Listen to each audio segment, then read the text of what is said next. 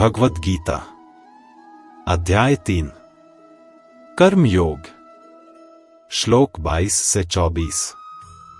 न मे पार्थास्ति कर्तव्यम त्रिषु लोकेषु किंचन नान्वाप्तम वाप्तव्यं वर्त एव च कर्मणे यदि यह न वर्तयन् जातु कर्मण्यतन्द्रित मम वर्तमानुवर्तन्ते मनुष्याः पार्थ सर्वश उत्सीदयुरिमे लोका न कुर्या कर्म चेदहम् संकरस्य च कर्ता स्यामुपहन्यामिमाः प्रजाः। हे पार्थ, मेरे लिए तीनों लोकों में कोई कर्तव्य नहीं है, न ही मुझे कुछ अप्राप्त प्राप्त करना है, फिर भी मैं कर्म में ही लगा रहता हूं। हे पार्थ, यदि मैं सदा उत्साहपूर्वक कर्म न करूं तो सभी मनुष्य हर प्रकार से मेरे मार्ग का अनुसरण करेंगे। यदि मैं कर्म न करूं तो ये समस्त लोक नष्ट हो जाएंगे। मैं समाज में अव्यवस्था, संकरता का कारण बन जाऊंगा और इन समस्त प्रजाओं का विनाश कर बैठूंगा। श्री कृष्ण अर्जुन को एक गहरा अंतर्ज्ञान देते हैं।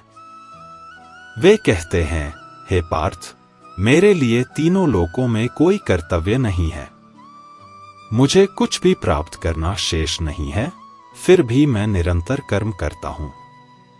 यह इसलिए क्योंकि कर्म केवल किसी चीज को पाने के लिए नहीं होता, यह संसार की व्यवस्था और संतुलन बनाए रखने के लिए भी आवश्यक है।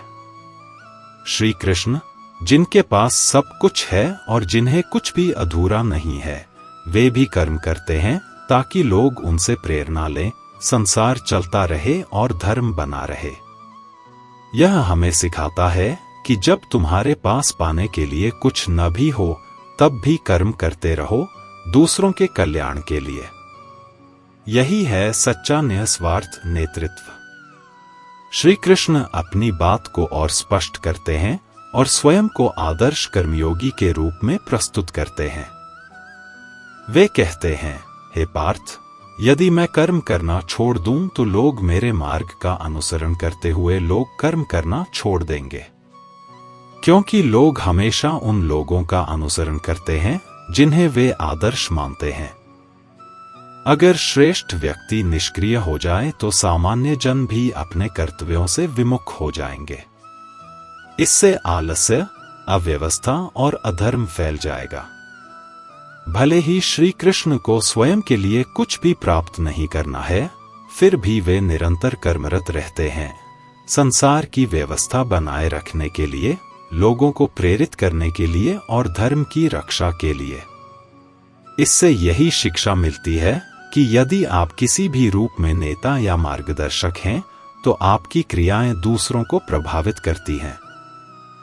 इसलिए हमेशा जिम्मेदारी से कर्म करना चाहिए। अब श्री कृष्ण कर्म न करने के भयानक परिणाम समझाते हैं। वे कहते हैं, यदि मैं कर्म करना छोड़ दूं तो ये संपूर्ण लोक विनष्ट हो जाएंगे, समाज में अव्यवस्था फैल जाएगी और प्रजा का पतन होगा।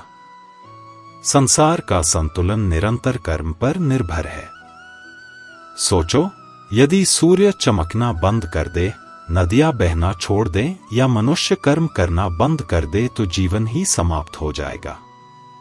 श्री कृष्ण स्वयं पूर्ण हैं, उन्हें कुछ भी प्राप्त नहीं करना, फिर भी वे कर्म करते हैं, संसार की रक्षा और संतुलन के लिए। हमारे लिए शिक्षा यह है कि यदि हम अपने कर्तव्य से भागते हैं, यदि हम केवल अपने स्वार्थ में डूब जाते हैं, तो हम न केवल अपना नुकसान करते हैं बल्कि पूरे समाज का भी। हमारे कर्मों से संसार का संतुलन जुड़ा हुआ है।